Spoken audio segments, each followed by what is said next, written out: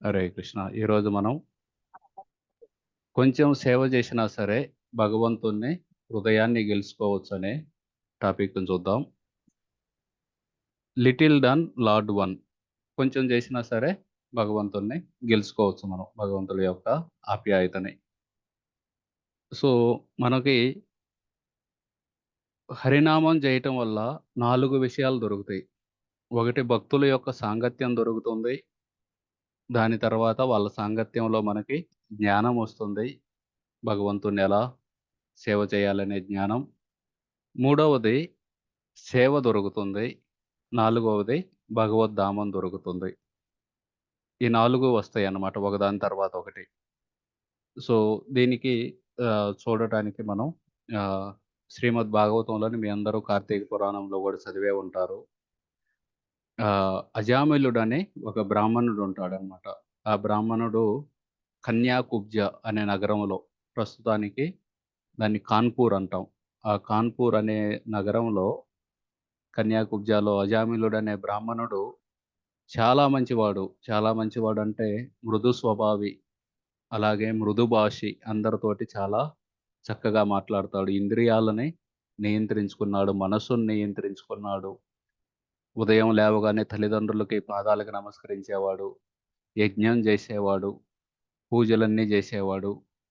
ఈ విధంగా ఎంతో ఆహ్, ఎన్నో లక్షణాలున్నాయన్నమాట ఈ అజామిళుడిలో. అజామిళుడితో పోలిస్తే నాలాంటి వాళ్ళ పరిస్థితి అసలు ఏమీ లేదనమాట. ఆయనెక్కడో ఇక్కడ అంత పరిస్థితి. అంత లక్షణాలు కలిగిన అజామిళుడు ఒకరోజు అడవికెళ్ళాడు. అడవికి వెళ్ళి పండ్లు, అలాగే పువ్వులు, అలాగే దర్భలు ఇవన్నీ భగవంతుడి పూజకు ఉపయోగపడతాయి. అవన్నీ కోసుకొద్దామని అడవికి వెళ్ళాడు. అడవికి వెళ్ళిన అజామిళుడు అవన్నీ కోసుకొని తిరిగొస్తున్నాడు. తిరిగి వస్తూ, వస్తూ దారిలో ఒక నీచుడు ఒక వేశ్యతోటి ఉండటం చూశాడనమాట. వాళ్ళిద్దరూ బాగా మద్యం సేవించున్నారు. వేశ్య యొక్క కళ్ళు తిరుగుతున్నాయన్నమాట. ఒక చోట నిలకడగా లేవు. వాళ్ళ మద్యం తాగటం వల్ల ఆమె కళ్ళు తిరుగుతూ ఉన్నాయి. అలాగే ఆమె దుస్తులన్నీ వదులయ్యున్నాయి.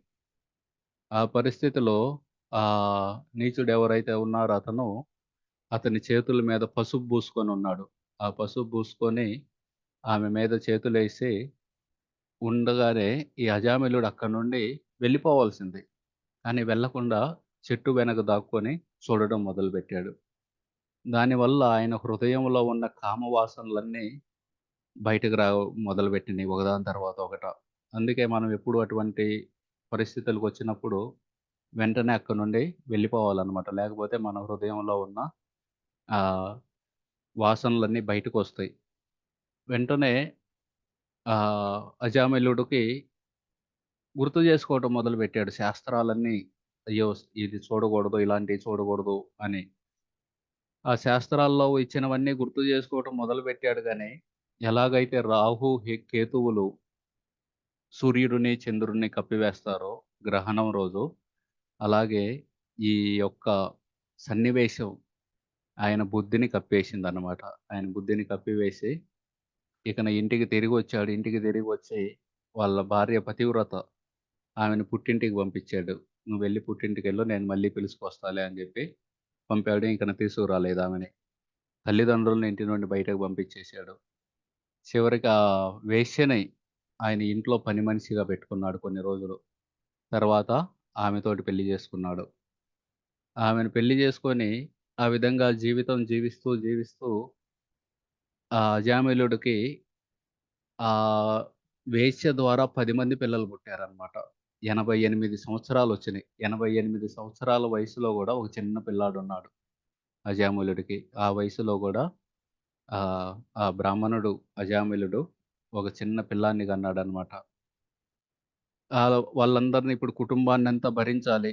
దానికి అజామిళుడు దారి కాచి దొంగతనం జేయటం, లేకపోతే అక్కడికి జూదమాడి డబ్బు తీసుకురావటం, లేకపోతే ఎవరి దగ్గరైనా డబ్బు తీసుకొని మళ్ళీ వాళ్ళకి తిరిగి ఇవ్వకుండా మోసం జేయటం. ఇలా రకరకాల పనులు జేసి ఆ వేశ్యని, ఆ వేశ్య యొక్క పిల్లల్ని పోషిస్తూ, పోషిస్తూ ఆయన జీవితం అలా వెళ్తుంది. ఆ చిన్న పిల్లాడికి ఒకరోజు ఆమె వాకిట్లో కూర్చొని ఒక సాధువు అటెళ్తూ ఉంటే, ఆ సాధువునడిగింది. "అయ్యా! స్వామి ఈ పిల్లాడున్నాడు. పిల్లాడికి ఏదన్నా పేరు చెప్పని." ఆ సాధువు వెళ్తూ, వెళ్తూ "ఆ! నారాయణ అని పెట్టుకో" అని చెప్పి ఆయనెళ్ళిపోయాడనమాట ఆయన దారిలో ఆయన. వెంటనే నారాయణ అని పేరు పెట్టారు. ఈ అజామిళుడికి విపరీతమైన ప్రేమ చిన్న పిల్లాడి మీద. జనరల్‌గా మనం ఇళ్ళల్లో గూడా చూడొచ్చు. చిన్న పిల్లల మీద అందరికి ప్రేముంటుంది. ఒక ఇద్దరు పిల్లలున్నారనుకోండి. మొదటి పిల్లాడి మీద అందరి ప్రేముంటుంది. ఓ చిన్న పిల్లాడు రాగానే ఆ ఇంట్లో వాళ్ళ తమ్ముడో, చెల్లెలో రాగానే అందరి ప్రేమ తమ్ముడు, చెల్లెల మీదకెళ్తుంది. సో, ఆ విధంగా ఈ అజామిళుడు గూడా ఎప్పుడు నారాయణ, నారాయణ, నారాయణ నేను మార్కెట్‌కెళ్తున్నాను నాతో రా. నారాయణ నేను అన్నం తింటున్నాను. నువ్వు గూడొచ్చి తిను నా పళ్ళెంలో తిను. ఈ విధంగా ప్రేమన్నమాట. ప్రేమున్నప్పుడు పళ్ళెంలోదే తినిపిస్తాం. నాకు గుర్తుంది మా చిన్నప్పుడు కూరన్నం నా పళ్ళెంలో తినేవాడిని. మజ్జిగన్నం మా తాత పళ్ళెంలో తినేవాడిననమాట. ఎందుకంటే ఆయన ఖచ్చితంగా ఎంత ఉప్పేయాలో అంత ఉప్పేసుకుంటాడు. బాగా పిసికి మజ్జిగన్నం చాలా రుచిగా ఉండేది. ఆయన సగం తాగేసి సగం వదిలిపెడతాడనమాట.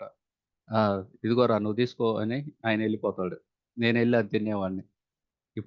ఇప్పుడు మనం అయ్యో! శాస్త్రాలు ఎంగిలి తినకూడదని చెబుతున్నాయా అని అనిపిస్తుంది. కాకపోతే అది ప్రేమ అన్నమాట. ఆయన ప్రేమ. ఆయన ప్రేమ ద్వారా అత్ అలాగే ఈ అజామిళుడు గూడా ఆ నారాయణ్‌ని పిలిచేవాడన్నమాట. "రా రా నువ్వు నేను తింటున్నాను నాతో పాటు వచ్చి తిను." అలాగే ఆ పిల్లవాడికి పలుకులు సరిగా వచ్చేవి కాదన్నమాట. వచ్చి రాని మాటలు. ఆ మాటలతోటి మాట్లాడుతుంటే చాలా మురిసిపోయేవాడు ఈ అజామిళుడు. ఆ విధంగా నారాయణుడి మీద ఆసక్తితోటి ఉన్నాడు. కానీ కాలం ఎవరిని వదిలేయదు. ఆయన కర్మ ప్రకారం ఆయన చనిపోయే సమయం వచ్చింది. సమయం రాగానే యమదూతలొచ్చారు. యమదూతలొచ్చి వాళ్ళు వికృతమైన స్వరూపంతో ఉన్నారు. వాళ్ళ ఒంటి మీదున్న జుట్టు ఏదైతే ఎంట్రుకలున్నాయో అవన్నీ నిక్కబొడుచుకొనున్నాయి. అలాగే ఈ నుదుటి నుండే వాళ్ళకి జుట్టుంది. ఇవన్నీ చూసి అజామిళుడికి భయం కలిగిందనమాట.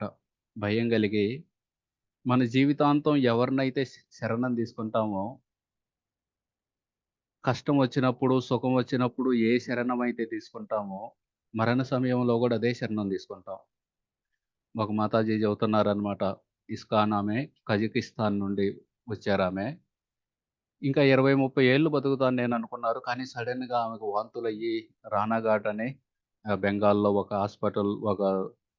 ఒక టౌన్ ఉంది. ఆ టౌన్‌లో హాస్పిటల్‌లో చేర్చారు. చేరిస్తే విపరీతమైన నొప్పి, చావు సన్నిద్ధమైంది గదా! ఆమె చెబుతున్నారు. ఆమె ఎలాగో బతికారు మళ్ళీ. ఆ సమయంలో మా అమ్మ గుర్తొచ్చింది నాకు. మా అమ్మ నాకు చిన్నప్పుడు నొప్పి కలిగినప్పుడల్లా ఎలా నన్ను చూసుకునేది ఈ విధంగా. ఆ! కృష్ణుడిని గుర్తు జేసుకోవాల్సింది బోయి, నేను మా అమ్మను గుర్తు జేసుకున్నాను ఆ సమయంలో అని ఆ మాతాజీ తిరిగి బతికినాక చెప్పారనమాట. అలాగే నేను గూడా ఒక బ్రహ్మచారి వాళ్ళ అమ్మ చనిపోయే స్థితిలో ఉన్నారు. క్యాన్సర్ వచ్చి చనిపోయే స్థితిలో ఉంటే హాస్పిటల్‌కి వెళ్ళాను. మొత్తం వరుసగా ఫెయిల్యూర్ అవుతున్నాయి. మల్టిపుల్ ఆర్గాన్ ఫెయిల్యూర్ అనమాట. కిడ్నీలు పోయినియి, లివర్ పోయింది. అన్నీ పోయినియి. ఈరోజు రాత్రో, రేపో చనిపోతారన్న పరిస్థితిలో ఆమె అలా పడుకొనున్నారు. ఆయి, ఆయి మరాఠీలో ఆయి అంటే అమ్మ అన్నమాట. ఆమె గూడా అమ్మ, అమ్మ అంటుందన్నమాట. గూడ్ చాయ్, గూడ్ చాయ్ అంటే బెల్లంతో చేసిన టీ, బెల్లంతో చేసిన కాఫీ కావాలి. వాళ్ళ అబ్బాయేమో లేదు లేదు ఇప్పుడు నువ్వు కృష్ణుడిని గుర్తు చేసుకో. అమ్మ, అమ్మ అనగాకు కృష్ణ, కృష్ణ అనని వాళ్ళ అబ్బాయి చెబుతున్నారు. కానీ ఆ నొప్పిలో జీవితాంతం ఏ శరణమైతే తీసుకున్నామో ఆ శరణమే తీసుకుంటామనమాట. అలాగే ఈ అజామిళుడు గూడా నారాయణుడి మీద ప్రేముంది కొడుకు మీద. ఆ ప్రేమతోటి భయంలో నారాయణ, నారాయణ అని పిల్లవాడిని పిలిచాడనమాట. పిల్లవాడిని పిలవగానే విష్ణుమూర్తి వైకుంఠ లోకంలో ఉండి ఎవరో నా పేరు పిలుస్తున్నారు. అంతకాలేచ మామేవ స్మరన్ముక్తో కళేవరం యఃప్రయతిష్య మద్భావం యాతి నాస్తత్ర సంశయ. వెంటనే విష్ణుదూతలకు జెప్పారు. వెళ్ళండి, వెళ్ళండి ఎవరో నా పేరు పిలుస్తున్నారని. అనగానే విష్ణుదూతలు అయ్యో! మీ పేరు గాదండి వాళ్ళ కొడుకు పేరు పిలుస్తున్నారు అనగానే, లేదు లేదు వెళ్ళండి. మనకేం తెలుసు వెళ్ళండన్నారనమాట. ఆ విధంగా ఆ విష్ణుదూతలొచ్చారు. ఈ యమదూతలు మనం అనుకోవచ్చనమాట. నిజంగా ఉంటారా ఈ యమదూతలని? మా సీమా బల్బ్స్ అని ఒక కంపెనీ ఉంది. ఆ కంపెనీ ఓనరు మా గుడికి కనెక్టెడ్ అనమాట. శ్రీనాథ్ జీ ప్రభు అని. ఆయన హాస్పిటల్‌లో ఉన్నప్పుడు స్వయంగా ఆయన కళ్ళతో చూసాడనమాట. ఆయన అలా పడుకొనున్నాడు ఐసీయూలో. పడుకొనుంటే ఎదురుగా గ్లాసుంది. ఎనకాలేమో డోరుంది. ఆ డోర్‌లో నుండి రాకుండా ఆ గ్లాసులో నుండి వచ్చారనమాట ముగ్గురు యమదూతలు. మన భాగవతంలో ఎలా అయితే వర్ణనిచ్చారో ఆ విధంగా. వాళ్ళ చేతుల్లో యమపాశాలు ఇవి ఇవన్నీ ఉన్నాయన్నమాట. అవన్నీ తీసుకొని రాగానే ఈయనుండి అరే! నేను జీవితాంతం జపం చేశాను. నన్ను తీసుకోవటానికి వచ్చారేంటి ఈళ్ళు అని అనుకున్నాడన్నమాట. అనుకోని అంతలోగా పక్కనున్నాయన పెద్దగా అరవటం మొదలుపెట్టాడు. అరవటం నర్సొచ్చిందన్నమాట. "ఏయ్! ఏయ్! మాట్లాడగాకు ఎందుకంత అరుస్తున్నావని." అనుకునే సమయానికే వాళ్ళు ఆయన్ని లోపలగా ఆహ్, ఆయన మనసుని, బుద్ధిని అన్నిటిని ఆ పాశాలతోటి కట్టేసి ఆత్మని లాగేశారన్నమాట బయటికి. వెంటనే ఆ పేషెంట్ ఆ పక్కనున్న పేషెంటు మల విసర్జన, మూత్ర విసర్జన చేసి చచ్చిపోయాడు. పట్టుకొని ఎళ్ళిపోయారు. ఆ తర్వాత ఈ శ్రీనాథ్‌జీ ప్రభు కొన్ని రోజుల తర్వాత ఆయన బయటకొచ్చినాక ఆయన గుడికొచ్చి చెప్పారనమాట. భాగవతం క్లాస్‌లో జెప్పారు. నేను రాధా గోపీనాథ్ ఇక్కడ భగవంతుడు సమక్షంలో చెబుతున్నాను. నేను అబద్ధం చెప్పటం లేదు. నేను చూశాను వీళ్ళని. నేను నిన్న ఈ కథ ఒక చోట చెబుతుంటే ఒక మాతాజీ వాళ్ళ భర్త, ఆమె ఇద్దరు డాక్టర్లే. వాళ్ళు తెలుగు యాత్రకు గూడొస్తారు. ఆ మాతాజీ చెబుతున్నారనమాట. ప్రభుజీ నేను గూడా జూశాను. వాళ్ళ భర్త సొంతగా డాక్టర్ గాబట్టి ఆయనకి టైఫాయిడొస్తే ఏ మందులేసుకోవట్లేదన్ ఆయన సొంత వైద్యం జేసుకుంటున్నారు. అది తగ్గట్లేదు. చివరికి మాతాజీ ఎళ్లి ఏదో హాస్పిటల్‌లో అడ్మిట్ అవ్వమంటే అడ్మిట్ అయ్యాడాయన. అడ్మిట్ అయిన తర్వాత ఆయన ఒకరోజు ఈ మాతాజీ పొద్దున్నే 2కో, 3కో మెలుకువ వచ్చి బయట తలుపు తీశారనమాట. తలుపు తీస్తే ఎర్ర బట్టలేసుకొని, ఈ పాశాలు ఇవన్నీ పట్టుకొని ఆడ కొంచెం దూరంలో ఈళ్ళున్నారనమాట యమదూతలు. ఈమెకు అర్థం కాలేదు. ఎవరీళ్ళు దొంగలా ఏంది? లేకపోతే డ్రామా వోళ్ళా? ఎవరు ఈళ్ళని వెంటనే భయంతోటి తలుపు మూసేసుకొని, ఈళ్ళు చూడటానికి యమదూతల్లా ఉన్నారని హాస్పిటల్‌కి ఫోను చేస్తే నర్స్‌ని అడిగితే ఎలా ఉన్నాడాయన అంటే బాగున్నారన్నమాట. సరే, సరే ఆయనకివ్వండి మాట్లాడటానని ఆయన నిద్ర లేపి ఎలా ఉన్నారండి అంటే బాగున్నానన్నారు. సరే అని జెప్పి ఆ మాతాజీ ఇక పడుకున్నారు. పడుకొని పొద్దున్న 5కి అలా లేచి చూస్తే వాళ్ళింటి బయట పాడెగట్టి ఇయన్నీ అరేంజ్‌మెంట్లు జేస్తున్నారనమాట. ఏమైంది? ఏమైందంటే, ఐదో అంతస్తులో ఒకాయన బోయారు. ఆయన పారేయటానికి తీసుకెళ్తున్నామని. సో, అది ఒకటి. తర్వాత ఆమె వాళ్ళ అత్తగారు బానే ఉన్నారు. కాపోతే మంచంలో ఉన్నారు. ఒకరోజు మళ్ళీ జూసిందనమాట ఆమె. వాళ్ళ భర్తకెళ్ళి చెబితే, "ఏమండి ఇలా కనపడ్డారంటే, నువ్వు అన్నీ ఊహించుకుంటావు. ఎవరుండరు అట్లాగా. అలా ఏం లేదులే. నువ్వేం బాధపడగాకు." వాళ్ళ అత్తగారు ఈమె పేరు మర్చిపోయారు చాలా రోజుల క్రితమే. మర్చిపోయి ఆ రోజు పేరు పెట్టి పిలిచిందనమాట. పేరు పెట్టి పిలిచి, "నాకు అన్నం పెట్టవా" అని పొద్దున 8కి ఆమె అప్పటికప్పుడు అన్నం వండి, కొంచెం పాలు, బిస్కెట్ అన్నీ పెట్టినాక వెంటనే వాంతించుకొని ఆమె మీదే 7 సార్లు ఊపిరి పీల్చుకొని అదే రోజు ఆమె ఏ రోజైతే యమదూతలు చూసిందో ఇంకా గంట, 2 గంటల్లో ఆమె శరీరాన్ని వదిలేసిందనమాట. ఈ విధంగా మనమందరం గూడా ప్రతి ఒక్కరం నమ్మట్లేదనుకున్నామనుకోండి నమ్మినా నమ్మకపోయినా చూడాల్సిన రోజొస్తుంది. ఆఫ్‌కోర్స్ భగవన్నామాన్ని ప్రతిరోజు జేస్తే ఈ విష్ణు దూతలను చూసే అవకాశం కలుగుతుంది. సో, వెంటనే ఆయన నారాయణ, నారాయణ అనగానే భగవంతుడు విష్ణు దూతలను పంపారనమాట. విష్ణు దూతలొచ్చి, "ఏయ్! ఆగండి ఆయన బయటకి లాగొద్దు. ఎందుకు లాగుతున్నారన్నారు." వీళ్ళుండి, "మీరెవరండి? మీరు చూస్తే ఈ విధంగా పసుపు పచ్చటి ధోతీలు కట్టుకొనున్నారు. మీరందరూ అది రాత్రి పూట చనిపోతున్నట్టున్నాడు అజామిలుడు. అదంతా చీకటి చీకటిగుంది. మీ యొక్క శరీరం నుండి వచ్చే కాంతితోటి ఈ గదంతా దేదీప్యమానమైపోయింది. ఎవరు మీరు? మీరు పెద్ద మంచి కిరీటాలు, అలాగే మీ చేతుల్లో శంఖ, చక్ర, గదా, పద్మ ఇవన్నీ పెట్టుకొనున్నారు. విల్లంబులు ఇవన్నీ పెట్టుకొనున్నారు. ఎవరు మీరు దేవతలా? ఉపదేవతలా? లేకపోతే గొప్ప భక్తులా? ఎవరు మీరంటే వీళ్ళు మేమెవరం అని చెప్పకుండా, మీరు యమరాజుని యొక్క ప్రతినిధులు. యమరాజ ప్రతినిధులకి ఎవరిని శిక్షించాలో, ఎవరిని శిక్షించకూడదో తెలిసుండాలి. మీరు చెప్పండి ఎవరిని శిక్షించాలి, ఎవరిని శిక్షించకూడదంటే వాళ్ళు చెబుతారనమాట. వేద ప్రణిహితో ధర్మ విపర్యాద్ అధర్మ. వేదాల్లో ఏదైతే చెప్పారో అది ధర్మము. ఆ వేదాలని ఎవరు పాటించకపోయినా అది అధర్మం అని చెబుతారనమాట. అలా చెప్పగానే మనం చేసే ప్రతి పనికి రియాక్షన్ వస్తుంది. దాన్ని మనం అనుభవించి తీరాల్సిందే. మనం ఏదో నేను ఒక పాపకార్యాన్ని జేశాను. దానికి నేనేమి అనుభవించకుండా నేను వెళ్ళిపోతానంటే కుదరదన్నమాట. ప్రతి దానికి, ప్రతి చేసే చిన్న పనికి గూడా మనం దానికి రియాక్షన్ ఒస్తుంది. అది పుణ్యం జేస్తే పుణ్యం కలుగుతుంది. పాపం జేస్తే పాప ప్రతిచర్య ఒస్తుంది. సో, నేను చిన్నప్పుడు గుర్తుందనమాట. ఎలాగైతే అప్పట్లో ఫ్రిడ్జులు ఇవన్నీ లేవు. అన్నము, నేతి గిన్నె, మజ్జిగ ఇవన్నీ అల్మారాలో బెడతారు. మధ్యాహ్నం తినడానికొచ్చినప్పుడు ఒక్కోసారి ఎర్ర చీమలు పట్టుంటాయి. ఒక పెద్ద లైను. అన్నం తీయగానే చీమలు పట్టున్నాయి. నెయ్యి దగ్గరికెళ్ళగానే చీమలు పట్టున్నాయి. అప్పుడప్పుడు. వెంటనే తీసుకెళ్ళి ఎండలో పెట్టేవాడిని. ఎండలో పెట్టగానే ఏమవుతుంది, ఆ చీమలన్నీ ఒకటొకటి రాలి ఆహ్, నాపరాళ్ళ మీద పడి, నాపరాళ్ళు అప్పటికే బాగా వేడిగా అయ్యుంటాయి. నాపరాళ్ళ మీద పడి ఒక్కోటి, ఒక్కోటి చచ్చిపోతుంటాయి. తొందరగా క్లియర్ అయితే బాగుండు. నేనెళ్ళి లోపలికెళ్ళి తిని మళ్ళీ స్కూలుకి పరిగెత్తాలి. సో, ఆ విధంగా వాటిని అయ్యో! ఇందులో గూడా జీవముందే.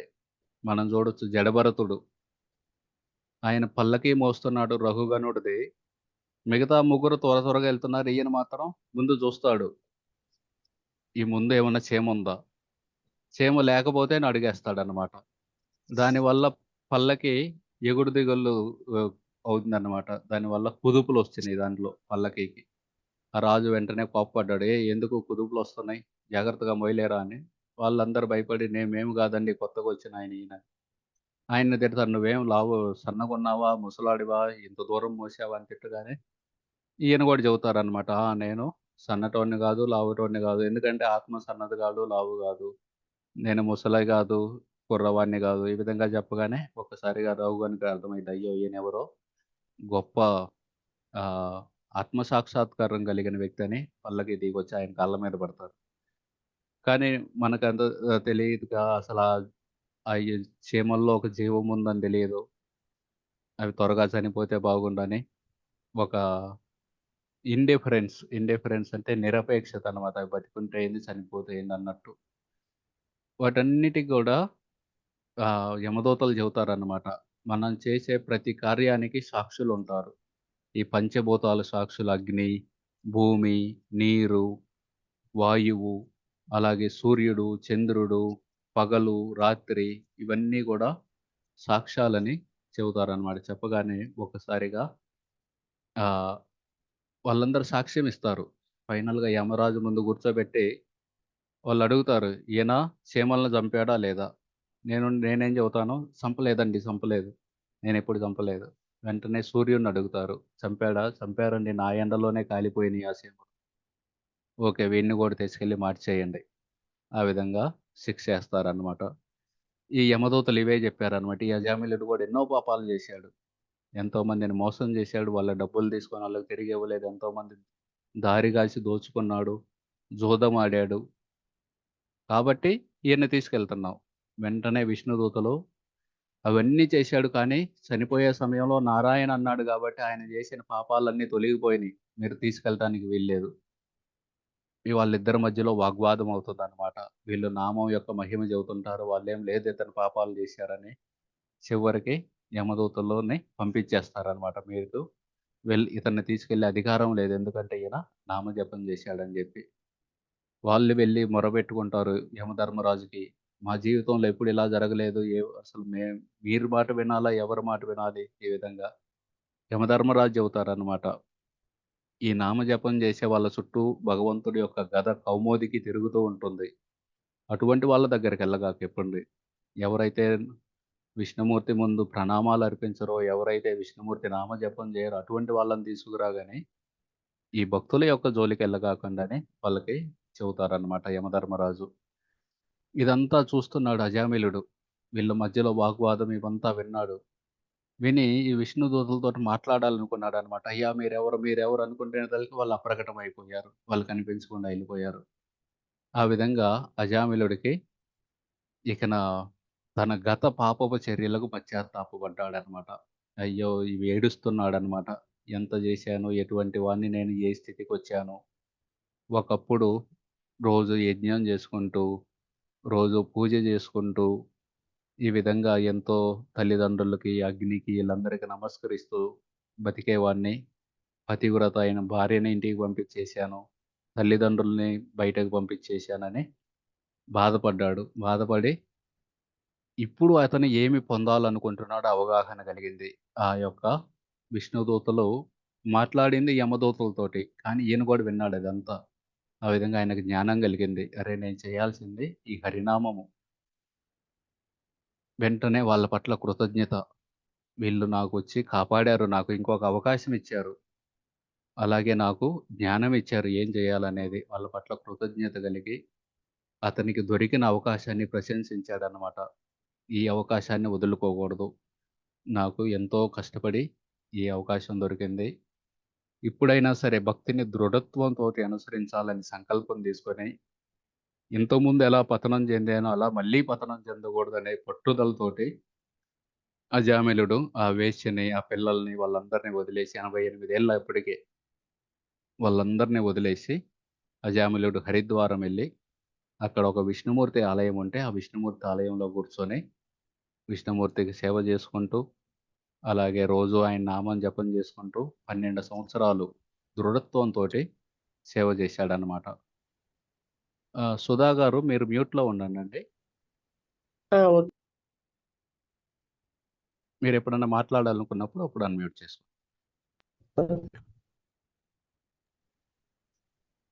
ఆ విధంగా 12 సంవత్సరాల తర్వాత వీళ్ళొచ్చారనమాట.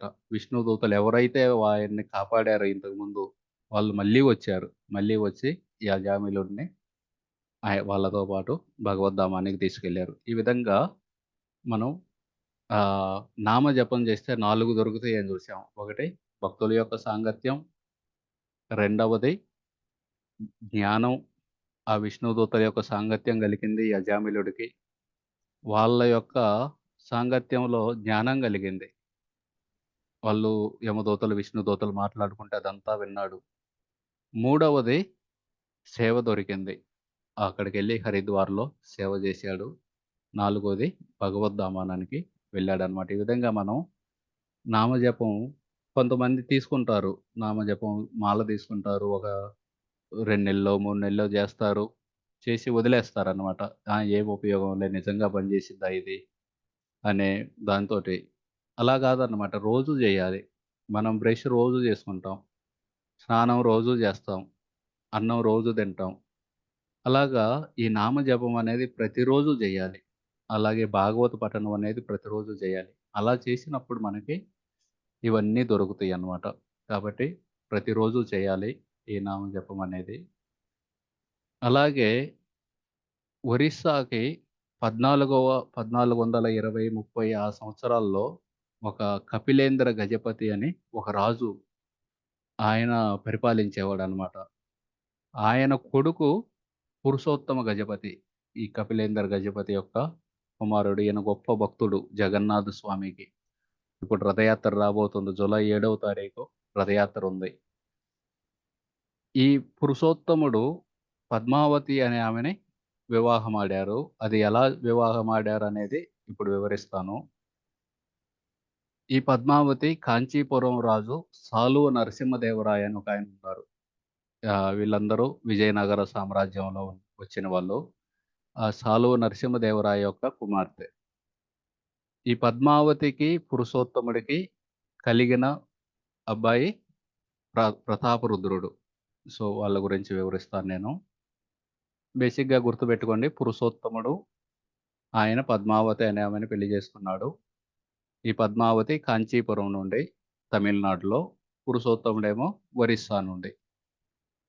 వీళ్ళ అబ్బాయి ప్రతాపరుద్ర మహారాజు. ఆయన ఇంకా గొప్ప భక్తుడు. అయితే ఈ పురుషోత్తముడు ఒకసారి ఆయన వెళ్లారన్నమాట. కాంచీపురం అక్కడికి వెళ్లి ఈ సాలువ నరసింహదేవరాయతోటి యుద్ధం చేయాలనుకుంటే, ఆ సాలువ నరసింహదేవరాయ చెప్పారు, "ఎందుకు అనవసరంగా యుద్ధం చేసుకుంటే మీరు నష్టపోతారు, మేము నష్టపోతాం. సంధి చేసుకుందాం. మా అమ్మాయి పద్మావతి ఉంది గదా! మా అమ్మాయిని మీకిచ్చి వివాహం చేస్తాం అని చెప్పగానే, ఈ పురుషోత్తముడు సరే అని జెప్పి తిరిగి వెళ్ళిపోతాడు ఒరిస్సా. అయితే ఈ నరసింహదేవరాయ్ కొంతమందిని పంపిస్తారనమాట. కొంతమంది ఆయన యొక్క మంత్రులను పంపిస్తారు. ఒకసారి చూసి రండి వాళ్ళ పరిస్థితేందో. మనం ఎవరికైనా పెళ్లి జేయాలంటే ముందు వెనక అంతా విచారిస్తాం. వాళ్ళకేమైనా అప్పులున్నయ్యా? వాళ్ళకి భూమి ఎంతుంది? ఇల్లు సొంతదా? అద్దెదా? వాళ్ళ పద్ధతి కలిగిన వాళ్ళా? లేదా? ఇవన్నీ విచారించి అబ్బాయికేమన్నా చెడు అలవాట్లున్నయా? ఇవన్నీ విచారించే పెళ్లి జేస్తారు. అదే విధంగా ఈ 'సాలువ నరసింహదేవరాయ' గూడా ఈ రాజు గురించి కనుక్కొని రండని కొంతమంది మంత్రులను పంపాడు పూరికి. వాళ్ళందరూ వచ్చారు. ఆ మంత్రొచ్చాడు. మంత్రొచ్చి ఆ వచ్చిన రోజే రథయాత్ర జరుగుతుంది. రథయాత్ర జరుగుతుంటే, ఆ రథం యొక్క ముందు చేరాపహర అనే ఒక కార్యక్రమం ఉంటుంది. రాజు ఒక బంగారపు చీపిరి తీసుకొని ఊడుస్తాడనమాట రోడ్డుని. రోడ్డుని ఊడుస్తుంటే ఎనకాల జగన్నాథ స్వామి వస్తూ ఉంటాడు. ఈ మంత్రి చూసాడనమాట. కాంచీపురం మంత్రి. చూసి, "అరేయ్! రాజేంది రోడ్లూడుస్తున్నాడు. ఇది చాలా సరైన పద్ధతి కాదు." కానీ వీళ్ళకేంది, నేను గాదు రాజుని, జగన్నాథ స్వామి రాజు. జగన్నాథ స్వామి రాజు. ఆయన ప్రతినిధుడిని నేను. నిజమైన రాజు ఆయన. ఆయన తరపున నేను పరిపాలిస్తున్నాను. నేను జగన్నాథుడికి సేవకుడిని. సేవకుడంటే జగన్నాథ స్వామి రోడ్డు మీదకొచ్చేటప్పుడు రోడ్డు ఊడవాలి. అది వీళ్ళ యొక్క భక్తి భావం. ఈ ఒరిస్సా రాజు యొక్క భక్తి భావం పురుషోత్తముడిది. కానీ కాంచీపురం మంత్రి అనుకున్నాడు, "అరే! ఈయనకి మన అమ్మాయినిచ్చి పెళ్లి చేద్దాం అనుకుంటున్నావు. రాజుగారికి మన నరసింహదేవరాయ గారి కూతుర్నిచ్చి పెళ్లి చేయాలనుకుంటున్నావు. కానీ ఈయనేమో రోడ్లూడుస్తున్నాడు" అని వెళ్లి చెప్పాడన్నమాట. సాలువ నరసింహదేవరాయకి. ఆ రాజు అయ్యయ్యో! అట్లనా రోడ్లూడ్చుకుంటాడా? ఆయనకి మన అమ్మాయినిచ్చి ఎలా పెళ్లి చేస్తాం? ఈ పెళ్లి క్యాన్సిల్ అని చెప్పి ఆళ్ళకి ఉత్తరం పంపారు. ఈ పురుషోత్తముడు ఉండి వివరణ అడిగారు. ఎందుకు క్యాన్సిల్ చేస్తున్నారు? ఇంతకుముందు మనం ఒప్పుకున్నాం గదా! అని. మా అమ్మాయిని రోడ్లూడ్చే వాళ్ళకివ్వము అని చెప్పారన్నమాట. అనగానే ఈ పురుషోత్తముడికి కోపమొచ్చిందన్నమాట. అరే! మీరు జగన్నాథ స్వామిని అపరాధం చేస్తారా? నేను చేస్తుంది ఎవరి కోసం? జగన్నాథ స్వామి కోసం ఊడుస్తున్నాను. మీరు నన్ను రోడ్లూడుస్తున్నారంటే నన్ను అవమానించడమే కాదు, జగన్నాథ స్వామిని గూడా అవమానిస్తున్నారు అని చెప్పి, నేను మీతో యుద్ధంకొస్తానని జెప్పి యుద్ధానికి వెళ్లారన్నమాట. యుద్ధానికి వెళ్లి ఆ కాంచీపురం రాజు నరసింగదేవరాయతో యుద్ధం జేసి ఓడిపోతాడు ఈ పురుషోత్తముడు. ఓడిపోయి తిరిగొస్తాడన్నమాట జగన్నాథపురికి. తిరిగొచ్చి జగన్నాథపురి పొలిమేరల్లో ఒక సాధువు ఉంటే, ఆ సాధువుని అడుగుతారు. నేను జగన్నాథ స్వామి యొక్క ప్రతిష్టని నిలబెట్టడం కోసం యుద్ధానికెళ్ళాను. నేను ఓడిపోయాను అనగానే, "నువ్వు వెళ్ళబోయే ముందు జగన్నాథ స్వామి యొక్క అనుమతి తీసుకున్నావా లేదా?" అంటే, "తీసుకోలేదంటారు." మీరు వెళ్లి అనుమతి తీసుకో అని చెబుతారనమాట. ఆ విధంగా మనం ఏది కొత్తదేదైనా ప్రారంభించినా సరే, భక్తుల యొక్క, భగవంతుడి యొక్క అనుమతి తీసుకోవాలన్నమాట. భగవంతుడి ముందుకెళ్ళి, ఆయన మూర్తి ముందుకెళ్ళి, "స్వామి ఇది ప్రారంభిస్తున్నాం. ఇది విజయవంతం అయ్యేటట్టు చేయండి స్వామి." ఈ విధంగా మనం ఏది కొత్తది స్టార్ట్ చేసినా భగవంతుడి పర్మిషన్ తీసుకోవాలి. సో, ఈయనెళ్లి భగవంతుడికి ప్రార్థన చేశారు. "మీ యొక్క ప్రతిష్టను నిలబెట్టడానికి నేను వెళ్తున్నాను కాంచీపురం యుద్ధం చేయటానికి. దయచేసి మీరు సహాయం చేయండి" అని వెళ్ళాడన్నమాట. మళ్ళీ రెండోసారి యుద్ధానికి వెళ్తుంటే మధ్యలో మానిక అనే ఒక ఆమె ఎదురొచ్చింది. ఆమె మజ్జిగ, పాలు పెరుగు ఇవన్నీ అమ్ముకుంటుంటారు. ఈ పురుషోత్తముడిని ఆపారన్నమాట. "ఆగండి, ఆగండి. మీ సైన్యంలో ఇద్దరు ముందెళ్లారు. వాళ్ళు ఈ మజ్జిగ, పాలు ఇవన్నీ తాగెళ్లారు. మీరు డబ్బులిస్తారని జెప్పారు." అంటే, "ఏయ్! మా సైన్యంలో అందరూ ఎనకాలున్నారు. ముందెవరెళ్ళలేదంటే," "లేదు, లేదు. ఒక నల్లటాయన, ఒక తెల్లటాయన ఎళ్లారు. వాళ్ళిద్దరూ గుర్రాల మీద. కావాలంటే చూడండి. వాళ్ళు ఈ ఉంగరం గూడా ఇచ్చెళ్లారు నాకు. ఈ ఉంగరాన్ని రాజుకివ్వండి. రాజు మీకు డబ్బులు కడతారని." అది చూడితే జగన్నాథ స్వామి ఉంగరం అది. జగన్నాథుడు, బలదేవుడు వాళ్ళిద్దరు ముందే వెళ్లారన్నమాట యుద్ధం చేయటానికి. వెళ్ళగానే వెంటనే ఆయన పురుషోత్తముడికి కళ్ళమ్మట నీళ్ళొచ్చి, వెంటనే ఆమెకి డబ్బులిచ్చి, ఆమె ఏ ఊరుందో ఆ ఊరికి ఆమె పేరు మీద మానిక పట్టణం అని ఆ ఊరు పేరు పెట్టి, ఈళ్ళు వెళ్లి జగన్నాథ స్వామి, అలాగే బలదేవుడు వాళ్ళు గూడా యుద్ధం చేసి మొత్తం ఆ కాంచీపురం యొక్క రాజును ఓడించి, ఆ పద్మావతిని కాంచీపురం రాజు యొక్క కూతుర్ని ఆమెను బందీ జేసి ఒరిస్సాకు తీసుకొచ్చారు. వస్తూ వస్తూ ఆ కంచీపురంలో ఒక గణపతి, గణేష్ వినాయకుడున్నారనమాట. ఆ వినాయకుడి మూర్తిని గూడా తీసుకొనొచ్చి జగన్నాథ స్వామి గుడిలో వెనకాల ప్రతిష్ఠింపజేశారు. ఇప్పుడు గూడా ఉంటుంది కంచి గణపతి అని అక్కడ. తర్వాత ఈ పురుషోత్తముడు చెప్పారనమాట మంత్రిని పిలిసి. వీళ్ళు జగన్నాథ స్వామిని అవమానించారు. వీళ్ళ అమ్మాయిని పద్మావతిని రోడ్లూడ్చే వాళ్ళకి ఇవ్వమని చెబుతారా? ఇప్పుడు నిజంగానే ఎవరైతే రోడ్లూడుస్తున్నారో వాళ్ళకి ఈ పద్మావతినిచ్చి పెళ్లి జెయ్యి అని ఆ మంత్రికి జెప్పాడనమాట. ఆ మంత్రి "ఆ! సరే అండి. సరే. నేను జూసుకుంటాను. మీరేమి ఇబ్బంది పడొద్దు. మీరెళ్ళండని" పంపించేస్తాడనమాట. తర్వాత సంవత్సరం రథయాత్ర జరిగేటప్పుడు ఈ పురుషోత్తముడు మళ్ళీ వస్తాడు. బంగారపు చీపిరి పెట్టుకొని ఊడుస్తూ ఉంటాడు రథయాత్ర ముందు. ఆ టైంలో ఈ మంత్రి ఆ పద్మావతిని తీసుకొచ్చి, "మీరు జెప్పారు గదా! ఈమెకి రోడ్లు ఊడ్చే వాళ్ళతో పెళ్లి జేయమని. మీరు రోడ్డు ఊడుస్తున్నారు. మీతోటే పెళ్లి జేస్తామని" జెప్పి ఆ పద్మావతిని పురుషోత్తముడికిచ్చి పెళ్లి జేస్తాడనమాట ఆ మంత్రి. వాళ్ళిద్దరికి పుట్టిన అబ్బాయి పేరు ప్రతాపరుద్ర మహారాజు. ఇది కంచి గణపతి. కంచీపురం నుండి తీసుకొచ్చి జగన్నాథపురి స్వామి గుడిలో వెనకాల ప్రతిష్ఠింపజేశారు. ఈ ప్రతాపరుద్ర మహారాజు చాలా గొప్ప భక్తుడనమాట. ఇక్కడ చూడొచ్చు మనం. ఆయన యొక్క ప్యాలెస్, ఆయన రాజభవనం పై అంతస్తులో నుండి చూస్తున్నాడనమాట. కింద చైతన్య మహాప్రభు వీళ్ళందరూ బెంగాల్ నుండి వచ్చిన భక్తులందరూ నామ సంకీర్తనం చేస్తుంటే ఈయన ఆశ్చర్యపోతాడు. అయ్యో! ఈళ్ళెవరసల? ఇప్పటి వరకు ఇటువంటి సంకీర్తన నేను వినలేదు. ఎవరు వీళ్ళని వాళ్ళ గురువు గారైన సార్వభౌమ భట్టాచార్యని అడుగుతారు.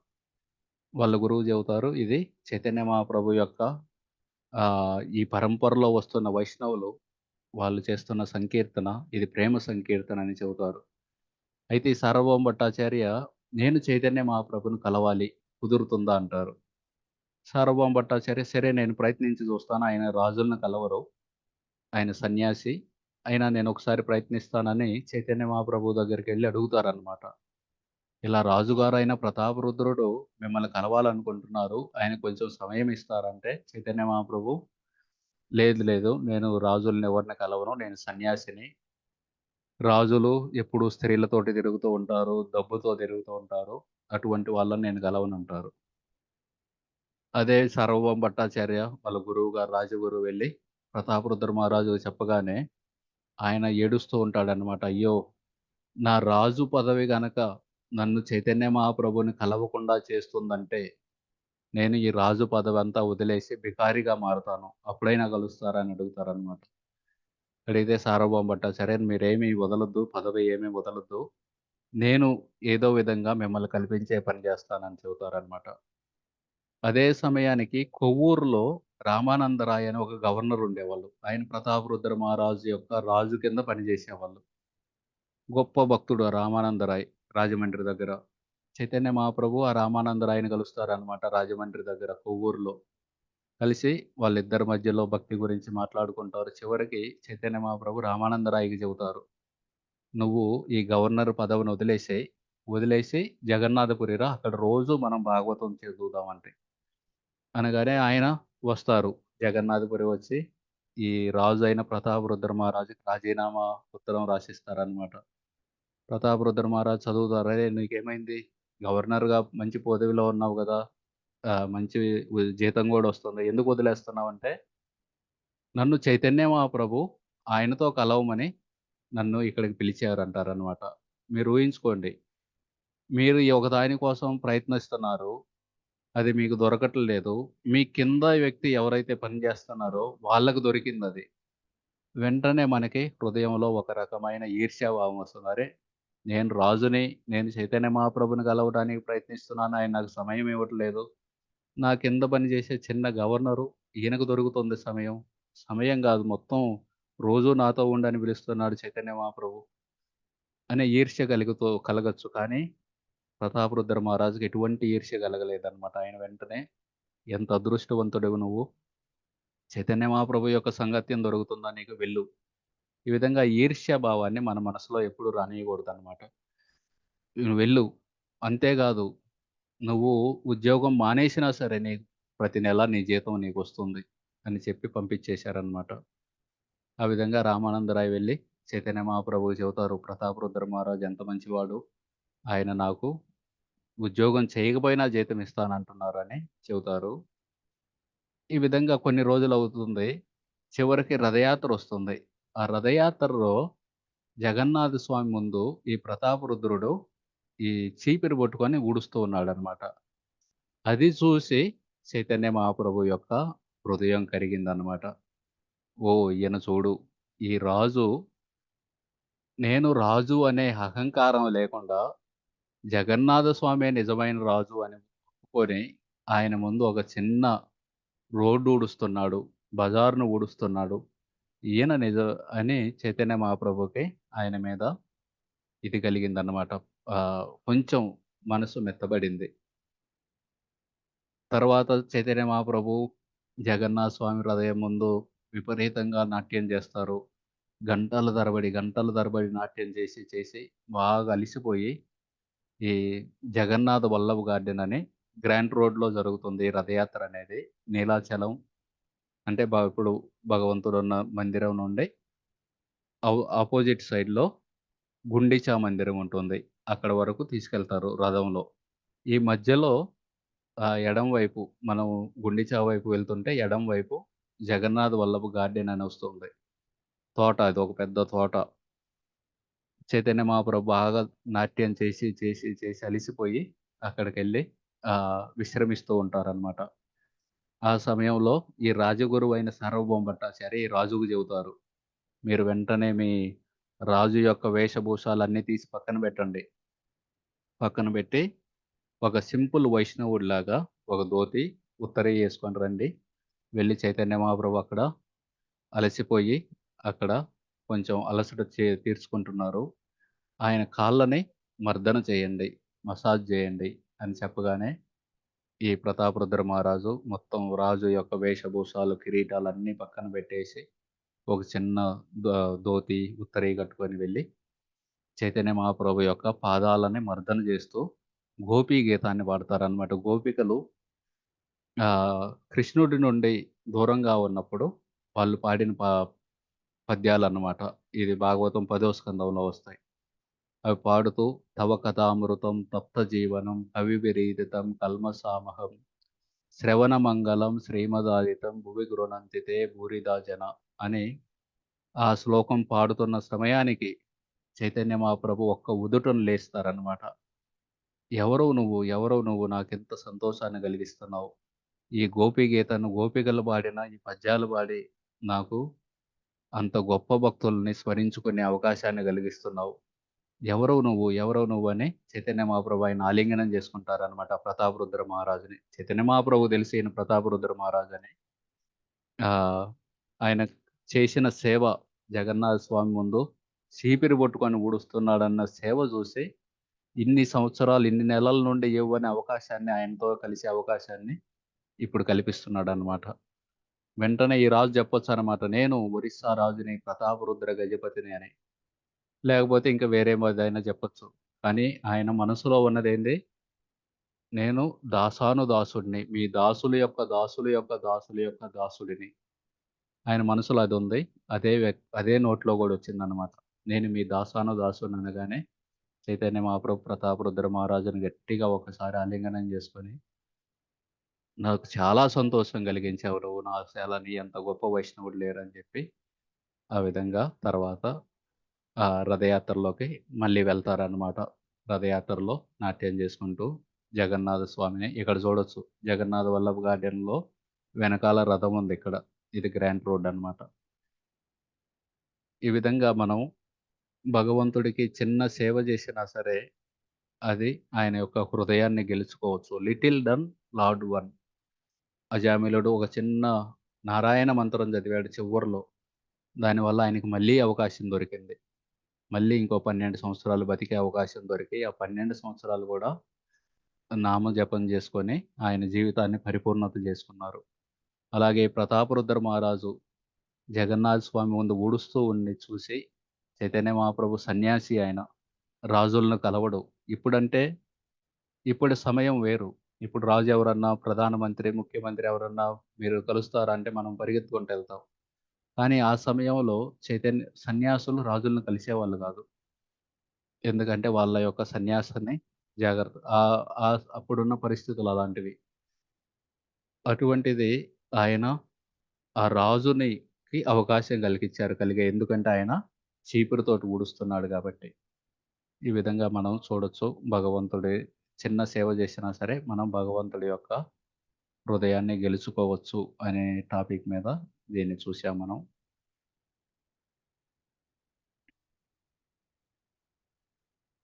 ఇప్పుడు మనం 'లిటిల్ డన్ లార్డ్ వన్' ఒక చిన్న ఒక మాల జపం చేద్దాం ఇప్పుడు మనమందరం. దానితోటి గూడా భగవంతుడు సంతృప్తి చెందుతాడు. మీలో ఎవరెవరి దగ్గరైతే జపమాలలున్నాయో వాళ్ళందరూ జపమాలలు తీసుకొని ఒక మాల చేద్దాం. మీలో ఎవరి దగ్గరైనా జపమాల లేకపోతే మీరు ఆహ్, మీకు తెలిసిన వాళ్ళున్నారు గదా! ఈ క్లాస్‌లో. వాళ్ళ ద్వారా తెప్పించుకోవాలి మీరు. అందరి దగ్గరున్నాయి. బాంబేలో ఉన్నోళ్ళు యమునా మాతాజీ దగ్గర తీసుకోవచ్చు. అలాగే ఆంధ్రప్రదేశ్‌లో ఉన్నోళ్ళు వెంకటరత్నం గారి దగ్గర నుండి తీసుకోవచ్చు. Prabhuji Hare Krishna. Hare Krishna Prabhuji. Little word lord one. Little done little done. Lord one కొంచెం సేవ చేసిన భగవంతుని. హృదయాన్ని గెలుచుకోవచ్చు. హరే కృష్ణ. హరే కృష్ణ ప్రభుజీ. హరే కృష్ణ. ఇప్పుడు చీమలు ఇట్లా అని చెప్పిండ్రు కదా ప్రభుజీ. హ్మ్. అయితే మన కాళ్ళ కింద కూడా అవి మన కన్ను తెలకుండా పడతాయి. అది కూడా మనకు అది పాపమేనా ప్రభుజీ? పాపమే. మనకు తెలియకుండా 5 రకాల పాపాలు చేస్తాయని శాస్త్రాలు చెబుతున్నాయన్నమాట. చీపురుతోటి ఊడ్చేటప్పుడు చచ్చిపోతాయి కొన్ని. ఉమ్, అలాగే నీళ్ళ కుండ పెడితే అక్కడ కొన్ని చచ్చిపోతాయి. ఉమ్, అలాగే మనం వండేటప్పుడు ఈ వంట వండుతున్నాం. ఆ మంటలో ఎన్ని దోమలు ఏవి పడి చనిపోతున్నాయో మనకు తెలీదు. ఉమ్, అలాగే ఈ మనం పిండి కొట్టేటప్పుడు ఉమ్, అప్పుడు గూడా కొన్ని చనిపోతాయి. ఇలా 5 రకాల పాపాలు చేస్తాం. పంచసూన అంటారు. దానికోసమని పంచ యజ్ఞ చేయమంటారు. దేవ రుణం, పితృ రుణం 5 రకాల యజ్ఞాలు దేవతల కోసం, పితృల కోసం. ఈ 5 రకాల యజ్ఞాలు 5 రకాల యొక్క పాపాలని ఆహ్, ఉమ్. కౌంటరాక్ట్ చేస్తాయి. మరి ఎలా కౌంటరాక్ట్‌ని తెలుగులో ఏమంటాం? ప్రభుజీ? ఉమ్, ఆ! హరే మనకి కృష్ణ ప్రభుజీ. ఈ కలియుగంలో మనం ఉమ్, ఈ హరినామం చేస్తే చాలు. ఈ హరినామం చేస్తే ఉమ్, మనం తెలిసి చేయకూడదు ఎలాంటి పాపాలు. తెలిసి ఉమ్, వీలైనంత వరకు ఇళ్ళల్లో దోమలుంటాయి. ఆ దోమల్ని ఇప్పుడు బ్యాట్ లాంటిది పట్టుకొని టప్, టప్, టప్ అని కొడుతూ ఉంటాం. Tennis bat. అలా కొట్టకుండా వీలైనంత వరకు దోమతెరలు ఇవి ఆ కిటికీలకి నెట్ పెట్టారనుకోండి ఇంట్లోకి రానే రావవి. అలాగే ఇంటిని శుభ్రంగా పెట్టుకుంటే బొద్దింకలు ఇవి రావు. ఆ విధంగా వీలైనంత వరకు మనం శుభ్రత మెయింటైన్ చేస్తే ఈ ఇటువంటివి రాకుండా ఉంటాయి. ఆహ్, ఆ విధంగా ఎందుకంటే రియాక్షన్ అయితే వస్తుంది. మనం ఆ జీవిని చంపుతున్నాం గదా! అత్యవసర పరిస్థితుల్లో పర్లేదు. పాముని, తేలుని చంపొచ్చు. పాముని, తేలుని చంపొచ్చు. ఎందుకంటే అవి ఈర్ష్యతో ఉంటాయి. ఏమి చేయకపోయినా సరే అవి ఒక వ్యక్తిని చంపుతూ ఉంటాయి. కానీ మిగతా వాటిని వీలైనంత వరకు హింస లేకుండా ఉండటం మంచిది. అలాగే మాంసం తినకుండా ఉండటం. మాంసం ఆ కోడి, మేక ఏం పాపం చేసినయి వాటికి ఒక పిల్లుంది. ఆ పిల్ల గూడా ఏడుస్తూ ఉంటుంది. అయ్యో! మా అమ్మని పట్టుకెళ్లారని. దాన్ని మనం పట్టుకొని తినటం ఇలాంటియి వీలైనంత వరకు తగ్గించుకుంటూ వదిలేయాలి వాటిని చివరికి మనం.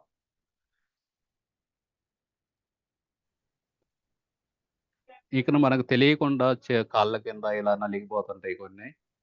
అటువంటివి ఇకను మనం చేయగలిగిందేం లేదు. భగవంతుడికి నమస్కరించి స్వామి నాకు వీలైనంత వరకు ప్రయత్నించాను. ఆహ్, అయినా సరే కొన్ని పాపాలు చేస్తున్నాను స్వామి క్షమించండి అని చెప్పి ఈ హరినామం చేస్తూ ఉంటే అవి వాటి యొక్క ప్రతిచర్యలు రాకుండా ఉంటాయి మనకి.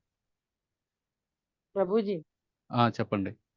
హరే కృష్ణ ప్రభుజీ. మరి మనం నిద్రలో కూడా సపోజ్ దోమ కుట్టింది, మనకు తెలియకుండానే నిద్రలో ఇలా అంటే అది చనిపోతుంది కదా ప్రభుజీ. అదే అదే అలా తెలియకుండా కూడా అవుతున్నవి. మళ్ళీ మీరు అన్నట్లు మనం తీసుకెళ్లి ఎండలో పెడతాం చీమలుంటే. అది కూడా మనము పొరపాటే చేస్తున్నాం కదా ప్రభుజీ.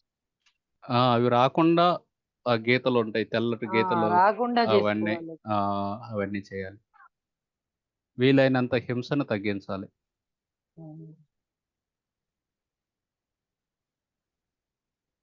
ఓకే, ఇప్పుడు మనం జపం చేసుకుందాం. జపం చేసేటప్పుడు వీలైతే మీ ఆడియో వీడియో రెండిట్లో ఏదైనా రెండింటినైనా ఆన్ చేయండి. నమ ఓం విష్ణుపాదాయ కృష్ణప్రెష్టాయ భూతలే శ్రీమతే భక్తి వేదాంత స్వామి ఇది నామినే. నమస్తే సరస్వతీ దేవే గౌరవాణి ప్రచారిణి నిర్విశేష శూన్యవాది పాశ్చాత్య దేశతారిణి. జై శ్రీ కృష్ణ చైతన్య ప్రభో నిత్యానంద శ్రీ అద్వైత గదాధర్ శ్రీవాసాది గౌర భక్తవృంద. హరే కృష్ణ కృష్ణ కృష్ణ హరే హరే